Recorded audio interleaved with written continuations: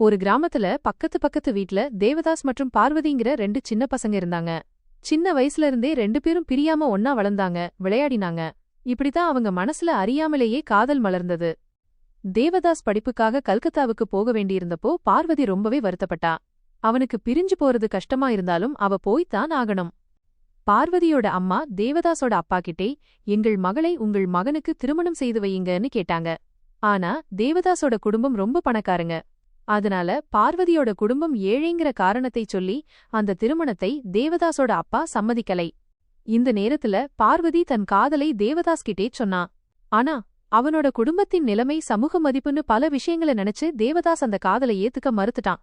இது ஒரு சின்ன பசங்க காதல்தான், இதையெல்லாம் மறந்துட்டு போன்னு வேற சொல்லிட்டான். அவன் மறுபடியும் கல்கத்தாவுக்கே போயிட்டான். இதனால உடைஞ்சு போன பார்வதி தேவதாசுக்கு ஒரு கடிதம் எழுதினா. நீ என்னை திருமணம் செய்து கொள்ளவில்லை என்றால் நான் வேறொருவரை திருமணம் செய்து கொள்ள வேண்டியிருக்கும்னு அந்த கடிதத்துல சொல்லியிருந்தா. ஆனா தேவதாசோ நீ வேறொருவரை திருமணம் செய்து கொள்னு பதில் அனுப்பினான். அவ்வளவுதான். மனசு நொந்து போன பார்வதிக்கு அவங்க அப்பா அம்மா அவளை ஒரு பணக்காரருக்கும் வயதில் மூத்தவருக்கும் ஏற்கனவே குழந்தை உள்ள ஒருத்தருக்கும் திருமணம் செய்து வச்சிட்டாங்க.